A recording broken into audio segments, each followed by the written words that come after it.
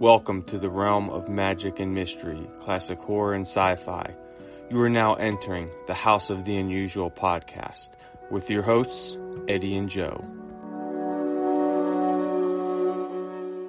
Welcome, everyone. I am your host, Joe Pavlansky, pop culture historian, writer for Scary Monsters magazine, and curator of the Crypt of Classics.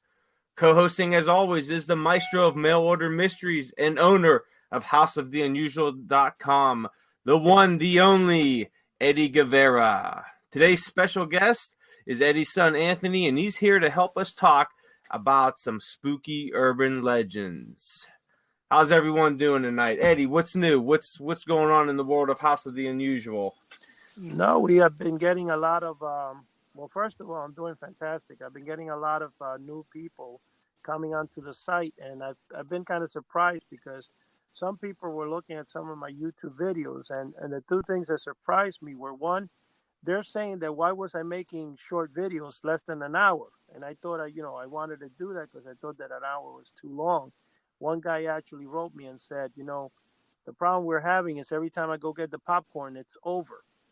Then I had another interesting comment, which a guy said to me that he loves the stuff. He says, you could probably get thousands of more views if you just spend a couple more seconds on each product instead of going through them so quickly. So I've decided to restructure that, and I'm going to take about 10 products and do a video and spend a couple of minutes detailing and explaining the history of each product. Having said that, that's what's new in my end, Joe. And how about you? No, nothing much new on my end. Just getting into the Halloween spirit, and been watching some spooky movies, doing a little bit of reading on some scary stories, and brushing up on some urban legends.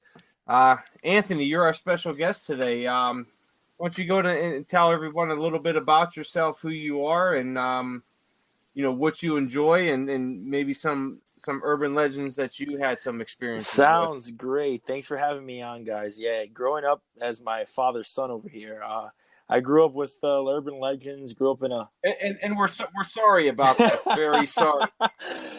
Tell me about it. We feel your pain. Right? I used to tell my mom sometimes our house looked like Castle Dracula at the end of the day.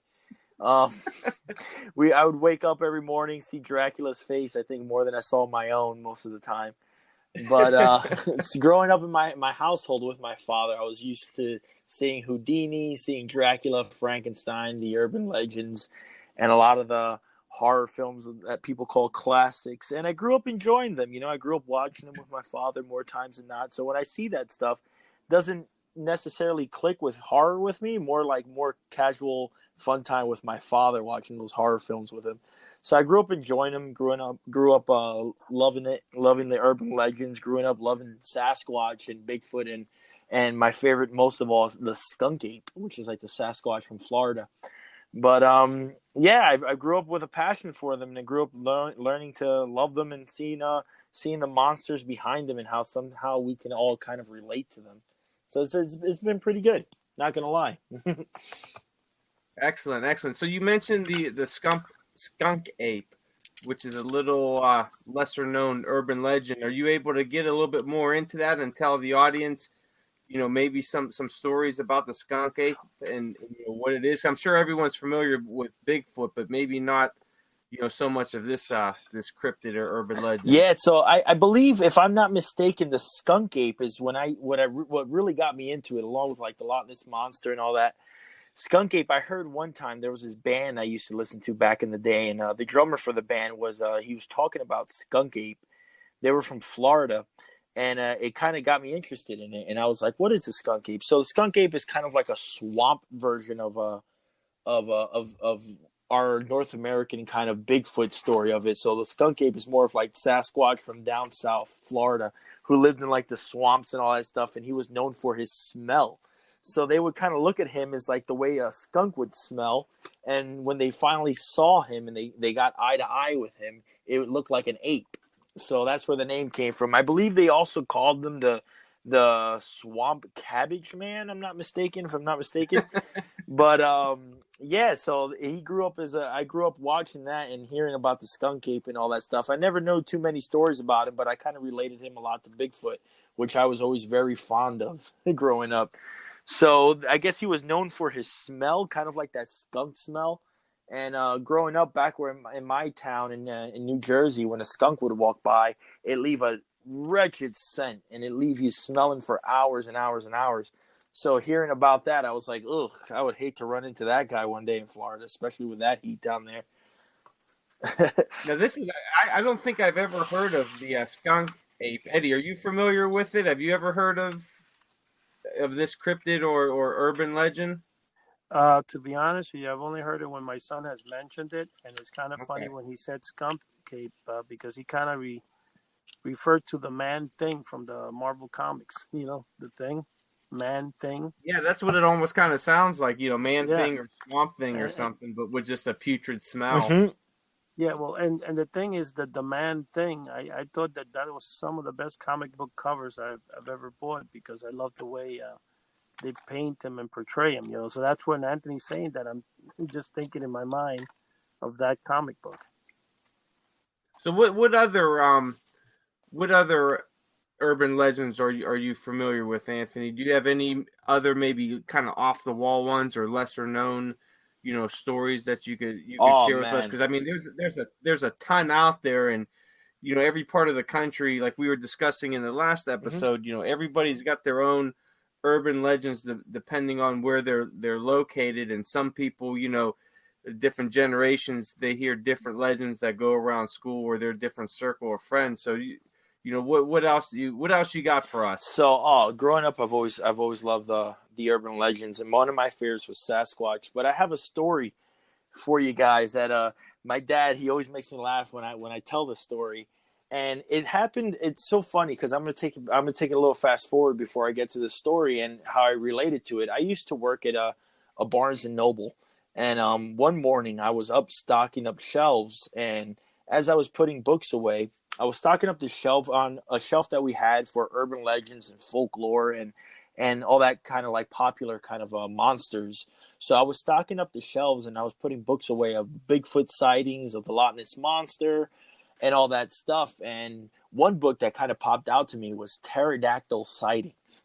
And I looked at it, and it kind of related to me at the moment because a couple of weeks before I put that book away, I had kind of an experience myself. And now some people call me crazy when I tell them this story. And it makes my father laugh, and it makes me laugh at the time. But at the time when it happened, it kind of shocked me. We were driving up to Boston as we do like once every 6 months or so. And growing up, I've always gone to Boston because I've always gone to my eye doctor down over there. And my father would always drive. Once I got my driver's license, I decided to hit the road and go for the long drive myself. And my father decided to take advantage of it and take a nap in the back seat. So on my way to Boston one year, he figured, I guess, all the years of him driving, it's time for him to go to sleep. But one year, I decided to invite my friend over. So we rented this little, I think it was a Ford, and we were driving up to Boston. I didn't know too much how to get there. My father was sleeping in the back. So as we got to Connecticut, I took a wrong exit, and me and my friend were trying to figure out how to get back on the main highway to get back into Boston. And as we were in Connecticut, we decided to put the GPS on, plug the GPS back up, and we were driving along the way. And it was a 2-lane highway that it brought us into. Some weird exit I've never taken in my life. So it was like in the middle of nowhere, in the woods, driving up like this mountainside. And the architecture of the bridges and all that stuff that we were crossing was very old school. And it kind of looked kind of like old school Victorian kind of. So as we were driving, I was in the front seat, and we realized that there was an accident up ahead. So there was kind of a little bit of traffic, and it slowed down. The road was kind of slowed, and as I was saying before, it was like this 2-lane highway, and one going south, one going north. And we were stuck in the traffic. There was no way to get around it. So as we were stuck, we were moving slowly. I look up, and we see the trees kind of on our right side, and we see these humongous trees kind of like moving, kind of like if it was windy outside. And out of the trees flies this humongous bird. Now, I say it's a pterodactyl, but the way it looked was very odd. it kind of had like a humongous, I wouldn't say bat face, but it had more of a pointy beak. And it had like this long point behind its head. And it kind of flapped its wings in slow motion. Now, when you look at the wings flapping in slow motion, it kind of looked like something out of a Jurassic Park film. And it flapped, and it had like these reptile kind of wings to it, along with a long tail that kind of had a little spike at the end. And the reason I was able to get all this detail was because it was so close to me. And it flew, and it took 2 flaps of its wings across the entire highway.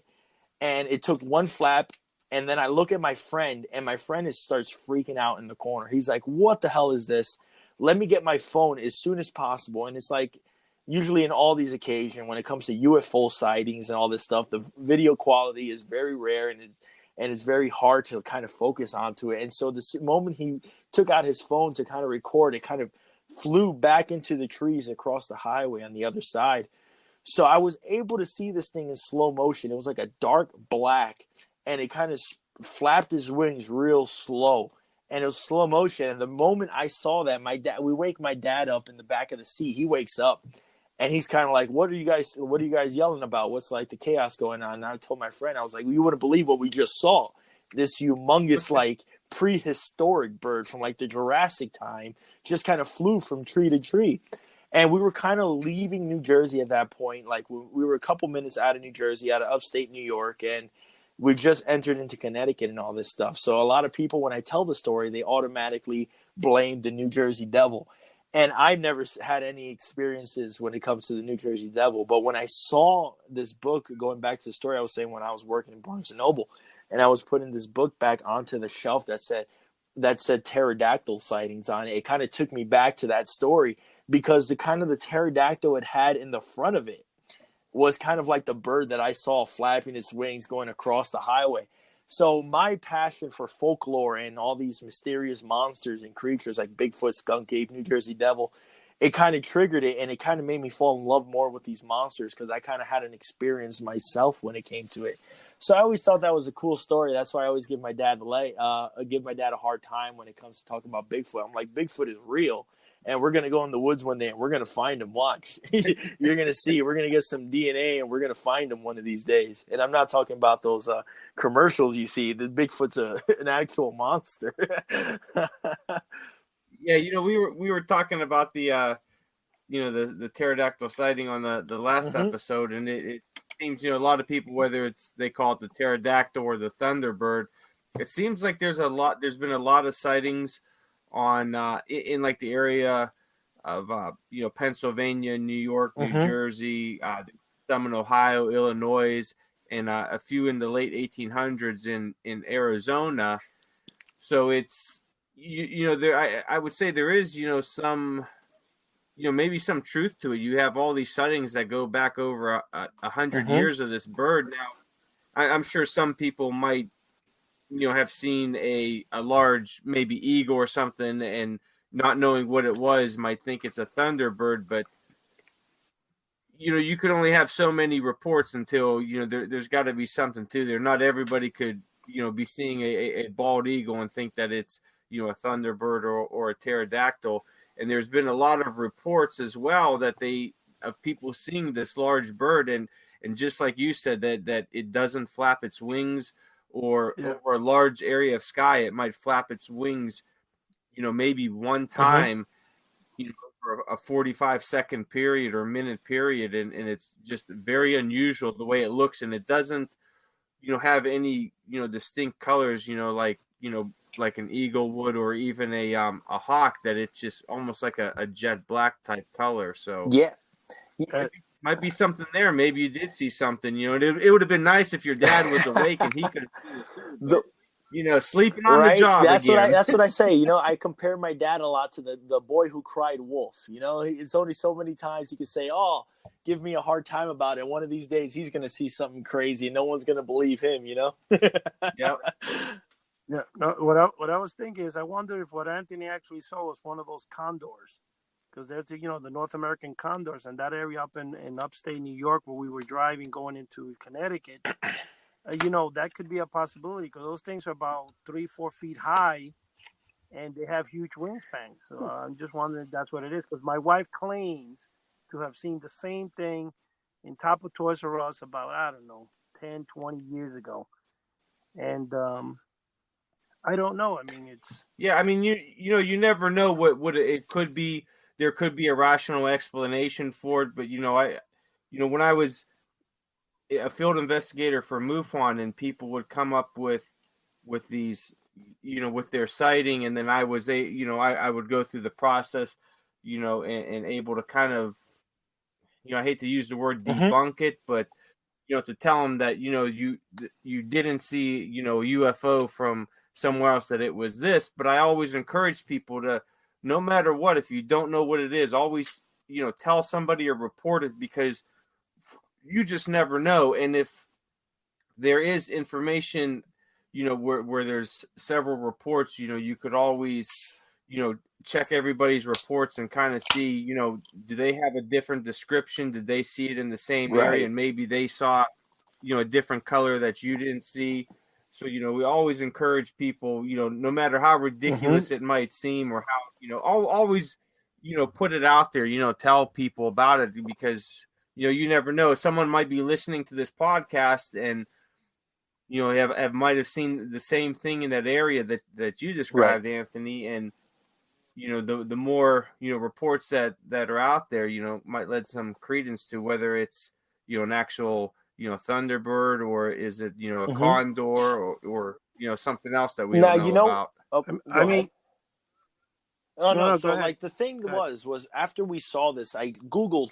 I'm telling you, I'm doing research about it till this day, and the only animals that look similar to what I saw, as soon as I find an image of it, it's kind of either like a painting or so, and I look up the timeline and when it was around and flew around this earth, and it was millions of years ago. It was in the BC era, and it was the Jurassic era. So all these prehistoric kind of birds, because the one thing that gave it away that shocked me and my friend was the tail that it had.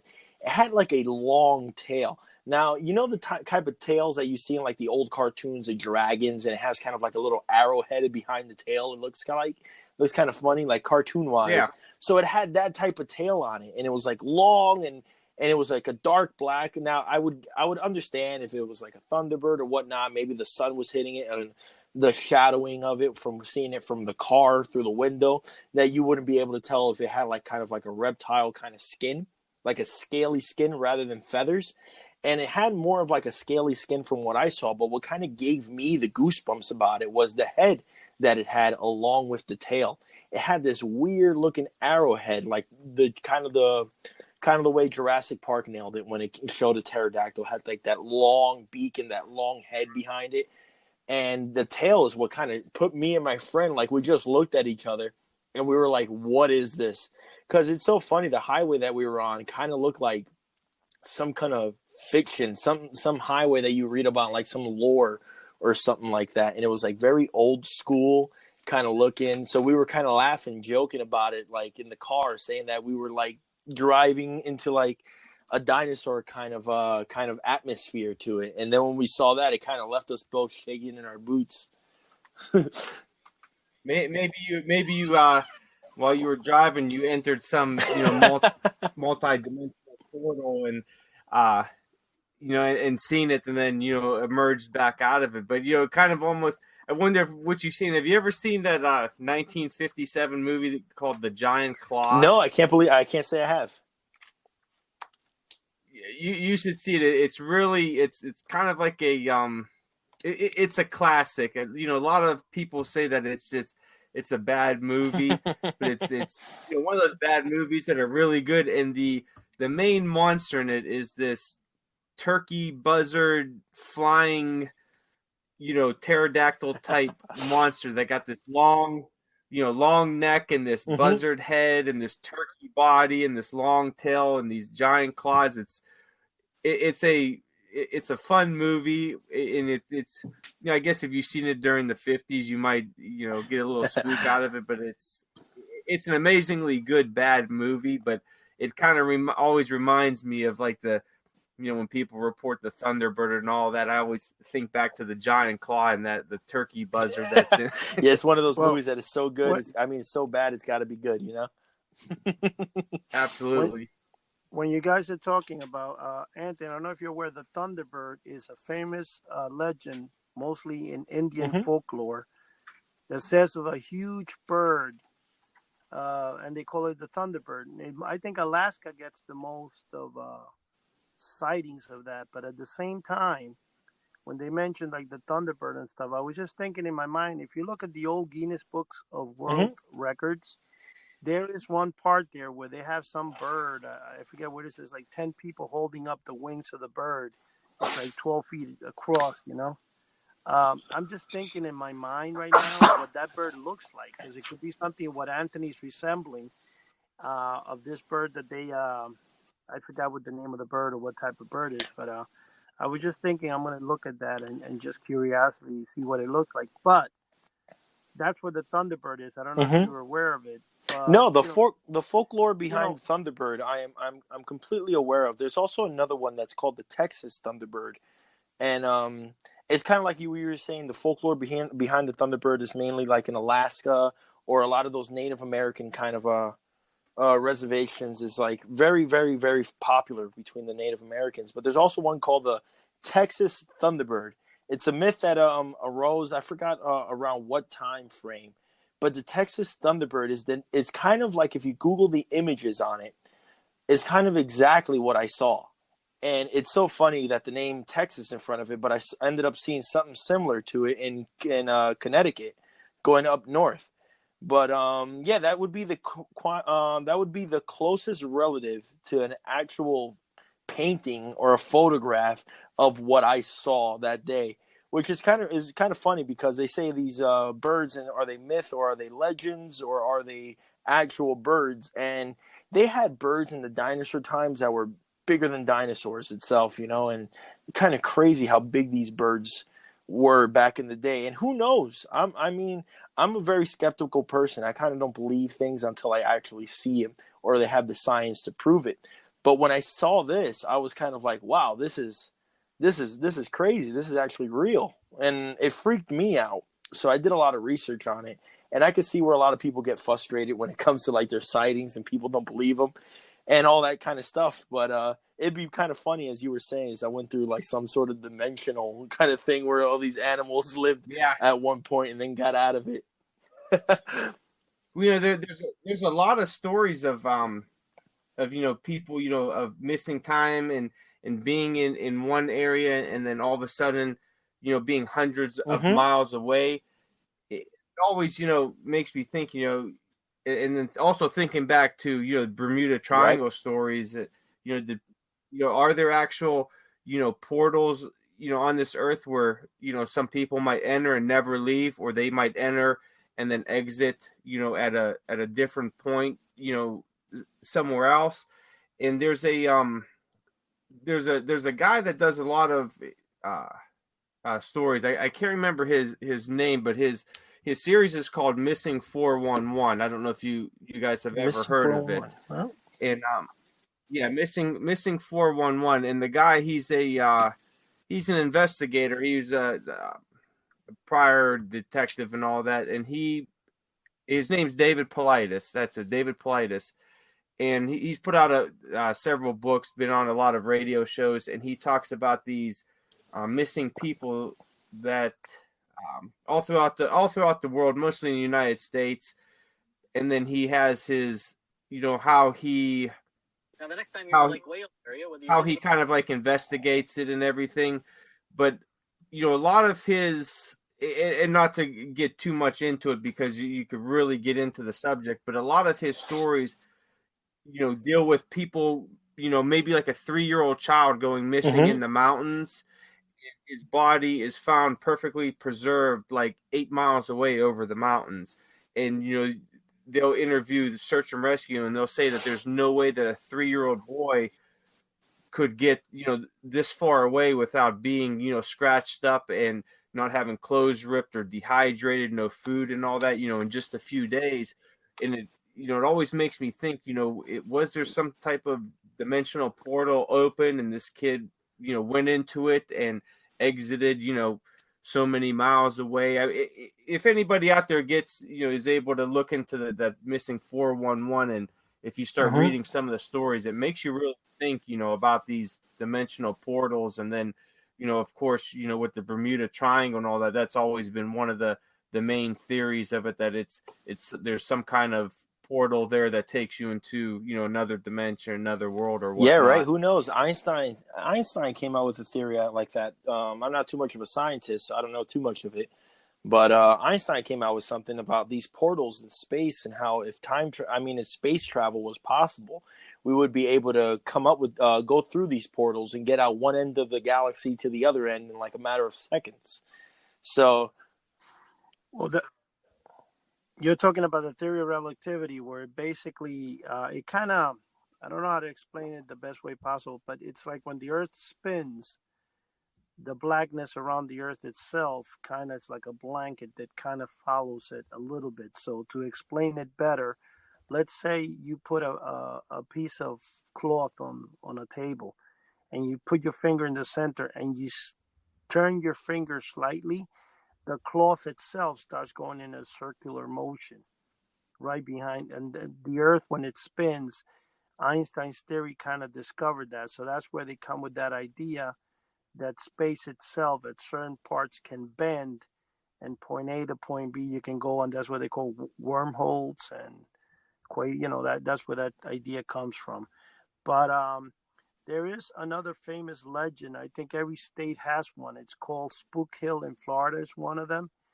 And what it does is that because of the way the terrain is, when you put your car on neutral, the car seems to be going uphill instead of downhill. It'll roll uphill. In reality, it's an illusion, but New Jersey, they call it Gravity Road. They have one in Massachusetts. They have them in almost every state. Now, the one in Florida, when I first did my issue in 2008 of Ghost Ship Times, I actually had a whole article on that particular road. I forgot right now the story behind it. Something about some Indian fellow that he went and fought some alligator. I forgot what it was. And supposedly he's haunting the highway there. I don't remember the story, so I'm not going to kill the story right now. But that is another one of those legendary things you have. Like when we spoke in the last show, Clinton Road. Clinton Road in New Jersey is, if you see a car with the lights on, don't flash your lights at him, because they could come around. Some people say that a car, whoever's in it, will kill you. Other people say that, the car follows you, and a lot of people claim to have seen such a thing. In fact, where I live right here, Joe, there is an old monastery that I actually, when I was going to Catholic school, that I was young, it was called the St. Michael's Church. It's in Union City, New Jersey, and the building is almost 200 years old. It's a big cathedral, beautiful building. But when it went out of business, not out of business, but I guess the Catholic Church sold it, and it was falling apart. The section where on the side where the pastor, not the pastor, the priest would live, and the rectory would be located. They actually, Weird New Jersey did an article on it, because some people, I guess from Weird New Jersey, broke into it, and they were saying how it sounded like it's haunted and stuff. But now the cathedral is huge, and I've taken some photos of it, and I've used it as a backdrop for some of my different videos I do and stuff. But I got to tell you, it's creepy as hell. And it's one of those where you can develop a lot of that folklore stuff, because in that Weird New Jersey article there, they go in detail and they show pictures of what it looked like inside, and all this stuff. But to every state, there's always kind of like the same story and the same legend. When you have, like I said, the Spook Hill in Florida, in New Jersey they call it Gravity Road. I think in Texas it has some other name, but I've read about almost every state has one. Now, I wanted to just to real quick bring back to when we were talking about different dimensions and parallel universes. Is that I don't know if you guys have ever seen this episode or watched the clip, but a few years back, when Chelsea Handler had her, she had a show on Netflix. I believe it was on Netflix, and they were talking. This is when like the show Stranger Things, started coming on and became very popular. Well, they had on there His name was Ernest Moniz, and he was the U.S. Secretary of Energy.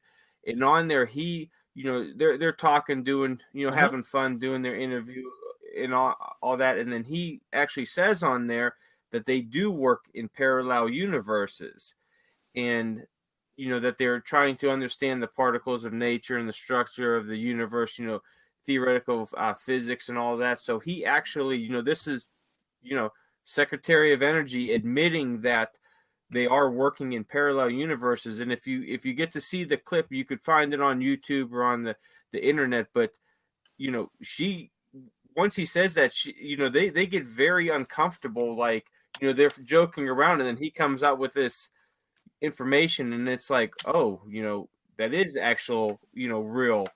And it's funny that had, it never made, the big time news. I mean, you would think that that they're working in parallel universes. This is, our science fiction coming true, and that this never, became a huge news topic. It was almost like it was kind of buried.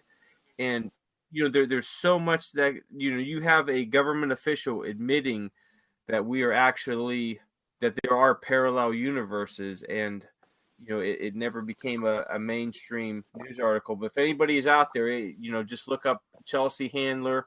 You could type in, Secretary of Energy, and you could find that clip. It's, about a minute and a half or so, but it's very interesting to see how uncomfortable they get once he admits that they are working in parallel universes. That's pretty crazy science. I feel like behind every folklore and every myth and every urban legend, there is some truth behind it. There's definitely something out there that the world has yet to explain. There's definitely something out there that the human eyes have yet to know. But at the same time, it gives people this rush that we find when we get into these mysteries, and the fact that humans are so addicted and so curious about the unknown because of the fear and sometimes excitement we get when we don't know what's out there. So we come up with these stories and like these, some might say imaginations, other might say actual facts, as we were talking about when it comes to the multiple universes and different dimensions out there. And who knows what's out there really? But the only thing that us humans can really do is just believe in what we actually see. And the hard evidence is you can't disclaim something that we saw face to face. You can try to get down to the science behind it, but in the event in which it happened, the person saw it and they believe they saw it. You can try to disclaim it, but at the end of the day, you weren't at the same location as that person, and when you see what they saw, then who knows? Maybe you become a believer of it as well. But it's right now. No, go ahead. Oh no, go ahead. Finish. I was never I started investigating UFOs around, I believe it was around 2015 or so, but and I did it for a few, I think 3 years or so, 3-4 years. Is that the time you got abducted? I wish.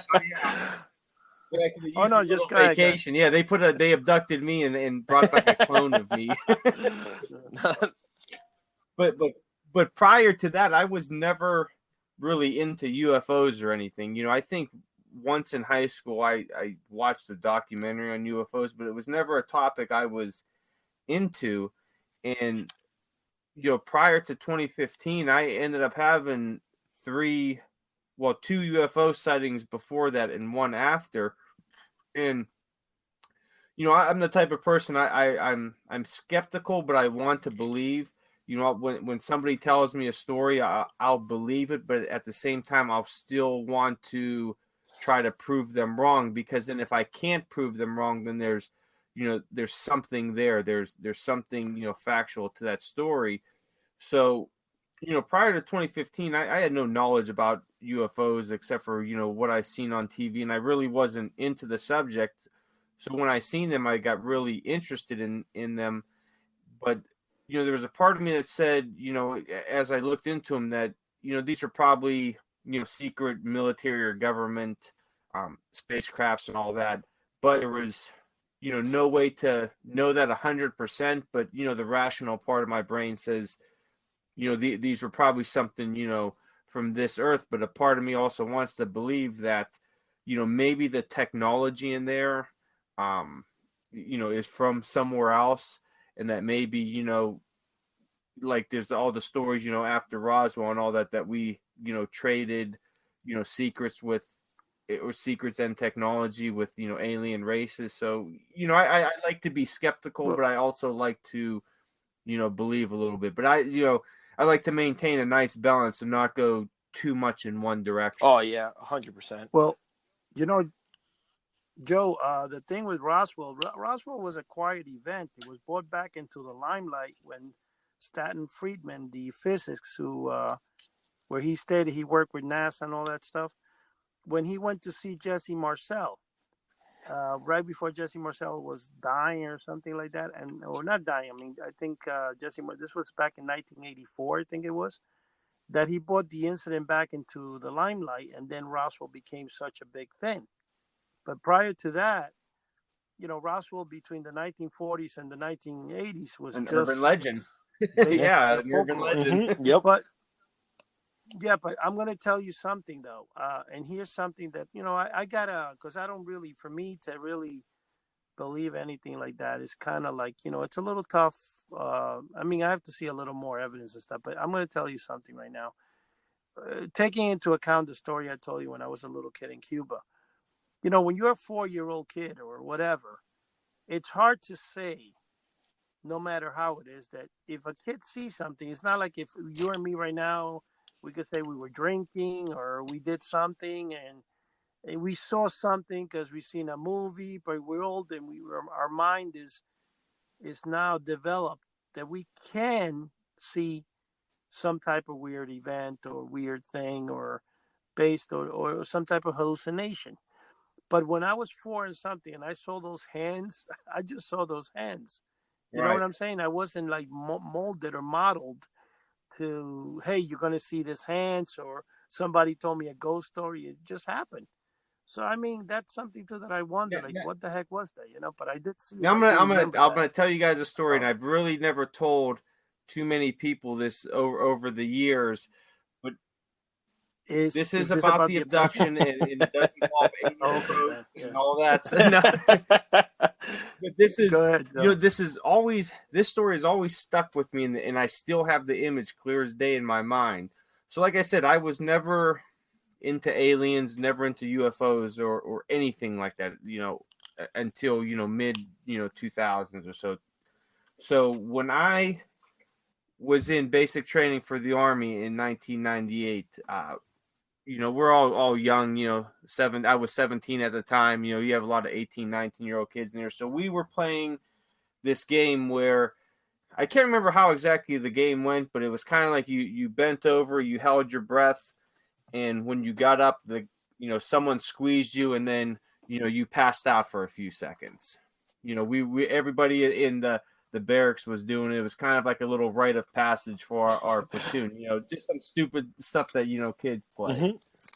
So a guy that did it a few guys before me, when he woke up out of being passed out, he was like freaked out, and he jumped up off the ground and he hopped over some bunks and he hid underneath a bunk, and he was like legitimately scared. And I knew this guy through basic and all that, and he was a no nonsense kid. He was a very tough guy, and he was straight afraid after that, and he wouldn't say what it was. So it was my turn, and I'm a little leery about it, but I'm like, I'm peer pressured into doing it. So I did it, and and I'll never forget this, as I'm waking up, I could see over top of me, looking down over me, are the gray alien heads, with the big black eyes, the gray alien heads. And I knew nothing about aliens back then, unless I seen it on TV. But I seen them, and as I was coming to, they started like kind of like fading away into, the guys in the barracks that were looking over me as I was sitting there. And I'm like, okay, that was kind of weird, but I didn't think nothing of it. See, So later on that day, I was talking to my buddy, the one that freaked out, and I said, dude, what was up? I said, were you just screwing around with us or something? And he told me the exact same thing that I seen. Huh. And I could not believe it. I was like, Yep. are you kidding? I said, I seen that same thing. I said, I didn't think nothing of it, but maybe, See, my mind playing tricks on me. He goes, no, he goes, I seen the same thing. And he goes, and it just freaked me out. Wow, that yeah, So but you that see, always Joe, stuck with me. I don't know what would be the answer for that or the cause of it. mm-hmm. I Joe, having worked in a hospital and having talked to one of my best friends who's a pharmacist there, or director of pharmacy, I can tell you this much. We were talking about what you just basically, you already explained what the cause for that could be scientifically explained. Your lack of oxygen, you're passing out. I remember what you're talking about because when I was 13 years old or 12 years old in New York City, kids try to do that same stupid thing where they, Right. they hold the person, like I think they would, and they make the person pass out. But what you're doing is when you're coming through, that's when your brain will kind of, as you're getting oxygen back into the brain. So that, see, in a situation like that, it's kind of explainable scientifically why a person would see something weird because now your brain is, lack of oxygen and stuff like that. But when you have in a situation, like when I was a kid, I didn't have lack of it. It was just a normal situation. Or you have where you said the day you mentioned the last thing, the story that you guys were in the army or something. You were going through the field, and there was a beacon or Oh something yeah, like the that far lantern. Yeah. away, and the lantern. Things like that is different because there's not a situation there Well, that see, can explain even that. with the lack of And oxygen, why would we see the? Now I understand the lack of oxygen. You could start seeing things, that. But what? But my thing is, why would two of us see the same thing, and why would it be these gray aliens with big black eyes? Because I had nothing to do with aliens. I didn't know anything about them. I wasn't interested in them. right, I really didn't know anything about them. but And for two of us to have that same you exact Yeah, that's interesting. sighting is what really caught me as well, weird. yeah, but Mm-hmm. And yeah, but here's the the other way guy that that had works. it, he wasn't a big, alien guy too. He was actually like No, a car guy. He was a mechanic and all that. When he was younger and everything. But it was that's what really caught me is that we both had the same experience, and neither one of us were into aliens right, that Joe, would but influence us. Yeah. right, Joe, but think of this. That's kind of, you ever seen those movies where the person is waking up and everything's cloudy above them, and then they start going into focus? That's exactly the same way. So if a person is looking over you, because obviously you had mentioned Right. that they were looking over you, as you're coming through, you're probably seeing a blurry image of a white or grayish figure with big eyes, because obviously the eyes are looking at you. And the reason I'm saying that is because when I've come out of anesthesia and stuff in the hospital, say for example, that I've been waking up from an operation that I've had, like for a hernia, which I've had like two or three. Because of that, I know exactly what you're kind of saying. You do see that, but Well, that could let be me tell you this is that scientifically I you know could clearly to this day see the outline of the heads and the skinny necks and the shoulders, and it was as clear as day, of what you would see as a typical gray alien. There was no blurred vision until it started getting blurry from that crystal clear picture. Then it started blurring and morphing into the people. Now, yeah, it could be some, maybe there is a scientific explanation for it, but in my mind, what I seen when the aliens, it was clear as day. So maybe, see so I'm when you told wondering, me that. maybe if No, I I was just, had those pair of glasses like on the movie, what is it? The movie They, where you put them on and you could see the aliens. Maybe my buddies in the army, maybe they were actual aliens, and I was able to see them without the glasses. what movie was that? That'd be What's a that? story. Say What was what it? They movie Live? are you Was it talking They about? Live where you put where Roddy Piper put the glasses on and he could see the alien? Yeah, that's the bubblegum quote, right? I'm here to kick Yeah, ass and yeah. chew So bubblegum. maybe my buddies were aliens and I was able to see them with the glasses.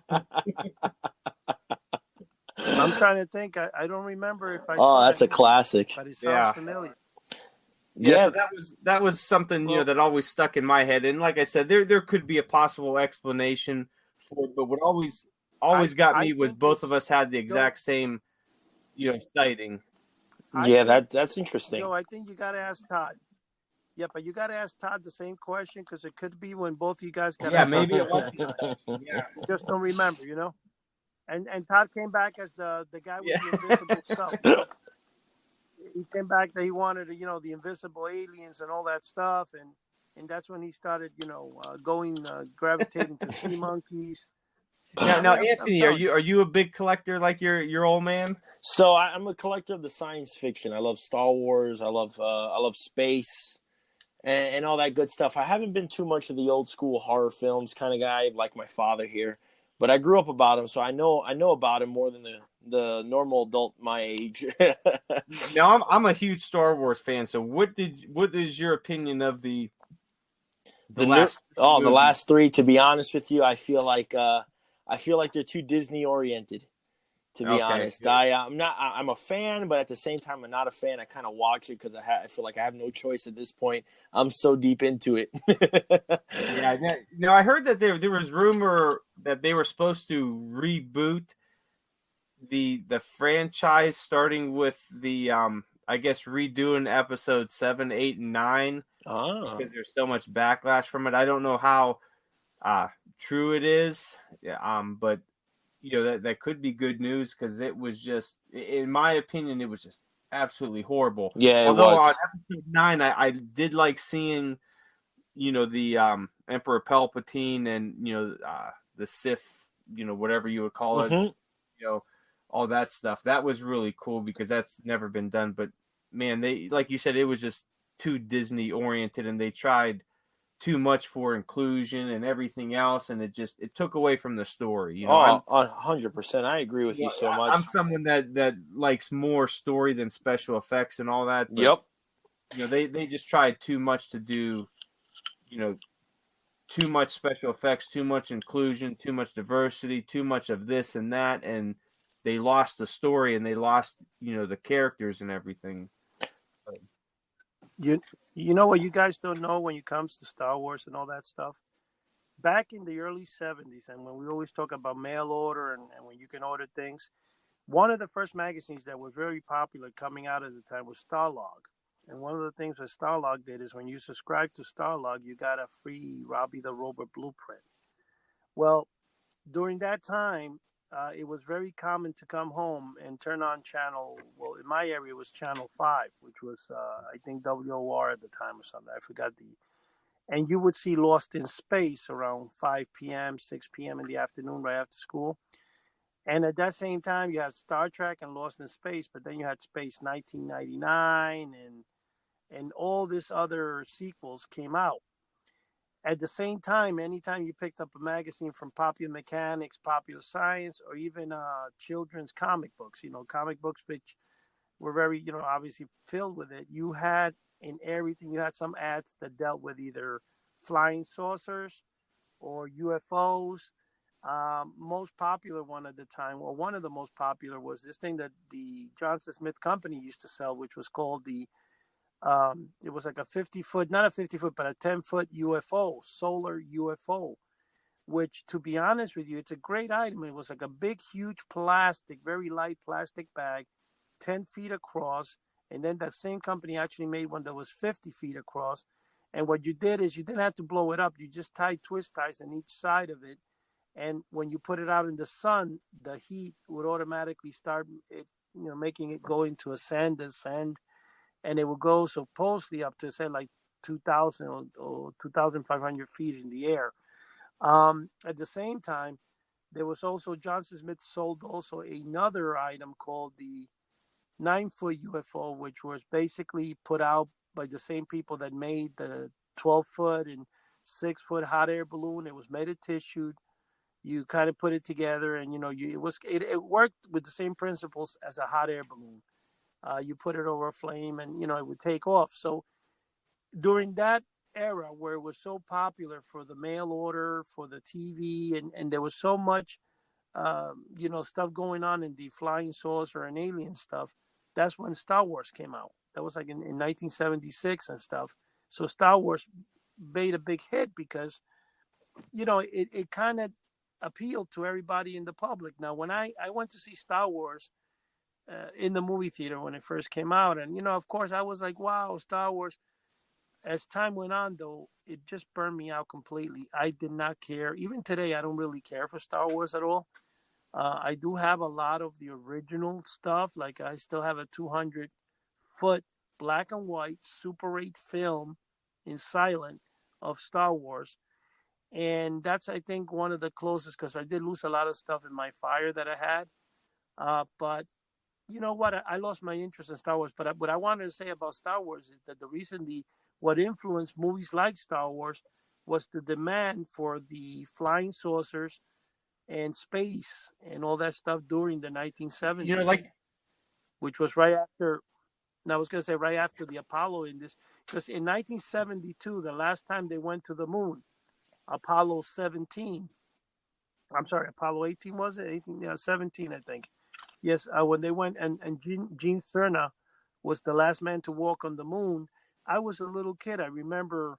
I don't know why it was kind of funny, but somebody, I think it was my grandfather or my mom told me the reason the moon you could see it full was because there were people on it. And it's a stupid thing to say, but I was like, what? And when I look at it back, they told me that. They actually told me that when you saw the full moon is because in 1972 I was here. I was a young kid, and that's the last trip they made to the you moon. want to know? No, my moon. This is my moon story that I was told when I was younger about the man on the moon. That when the man on the moon, when he lit his light and he was sober, the moon was full. And as the more that he drank, the less of the moon you could see because his light was tipping. So I always had that image in my mind of this of some old guy or something, middle-aged guy sitting in his chair on the moon drinking, a bottle of whiskey or something with this light. And as he's drinking, the light's tipping and he's not catching it and the moon's getting darker and darker. So that's what I always pictured. That was my man on the moon. The funniest thing about the moon, I always used to be growing up as a kid was in science class in school. They taught us that the moon was like what my brain caught from it was the moon was one of the biggest reasons why the Earth has waves. And so my biggest fear growing up as a little kid, I would see a full moon. And I would think to myself that we could possibly have some tsunamis going on like that if the moon was too close to the Earth that one night. So, man, that used to terrify me. There's so many cool, conspiracy theories and all that about the moon that's out there. That there's secret bases. Oh yeah, the dark side of the moon. That's a great one. There's so much stuff out there that you could really dive down the rabbit hole of moon conspiracy theories. Oh yeah. Are you aware of the fact, Joe, that deGrasse, the scientist, the physicist, because he was saying to people that say we didn't go to the moon, this bunch of whatever they are out there, that it makes me laugh. Not only did we go once, we went 7 times, But the thing is that it's funny because I was watching yesterday a special on the last, moon landing, and you have a quarter of the Earth looking at this. The astronauts are getting in this thing. It's taking off in Canaveral, Florida. And you know what's so funny about it, though? When they go in space, the moment they leave the Earth, and in fact, Apollo 17 was the only time that they were able to catch for the right moment an entire photograph of the planet Earth. And that's the most circulated photo of Earth ever. And they don't really know who took it, if it was Gene Cerna or the other guys that were with them, because this was the time they actually took a geologist up to the moon. But the thing I was saying, though, is it's funny how when they left the Earth for 3 days, it was just pure darkness, and then boom, the moon is there. So when you see all the stars we see in space and stuff, we get to see that because of the way the atmosphere in the Earth reflects the lights, and we are able to see it. But when you're out in space, it's just pitch darkness. It's a void. It's like scary as hell, And when they finally got to the moon, one of the biggest problems they had is that Gene Cerna, when they were riding around the rover on the moon, he accidentally twisted sideways or something and broke off one of the, the things that go over the wheel, what they call that, the bumpers. And what happened with that is that the dust in the moon is so harsh. In fact, it scratches the heck out of things, and you can see them trying to clean themselves from the dust, and the dust it penetrates. I think it even penetrated their uniforms. And they it tells you the story how much they were actually struggling trying to get the dust off them, and off the equipment. And so it's a pretty harsh environment out We there, might have to do and I we was might like, have to do a whole podcast just on moon conspiracy theories and moon theories. We're getting well, at the bottom of our podcast here, the last few minutes. So what are your guys' final thoughts for well, this podcast and the My topic? my final thought, wait, Anthony, before the thing I wanted to conclude with the moon thing is that what Neil deGrasse said is if you go to Google Earth, you can actually see the stuff we left on the moon. Like there's photographs of it. You can see where the astronauts were. So you can actually that see that on We'll make Google sure Earth. you guys go check it out. Anyway, I'm sorry. Go ahead, Anthony. no, What was my your last final we start thing I have to say here, going back to my first story about the not the triceratops. I'm talking about the pterodactyl sighting that I have. There's a famous photo online that always makes me laugh a little bit. It's Teddy Roosevelt. Teddy Roosevelt was a big hunter back in his time, and there's a Photoshop photo of Teddy Roosevelt that it looks like he managed to kill a triceratops. So it's him right behind the triceratops, but it looks so real. So it reminded me Oh of. yeah, I have seen that photo. That is pretty cool. It is a Yeah. cool photo. It reminded me of the pterodactyl that I saw. But the end of the day, there's just there's so much stuff out there. We live in a world of endless possibilities, and the thing that people have come to notice is that the more and more people there are in this world, the more and more stories we'll have. And I've noticed that during this whole COVID outbreak that we had, the quarantine and all that, you start to notice how more conspiracy theories start to form when more people have more time to themselves, more research to be done. And the bottom line is we don't really know what's out there. Our biggest bet is just to guess really what's out there, and hopefully one day we're right, depending on what we see, depending on whether it's UFOs, Bigfoot, pterodactyls.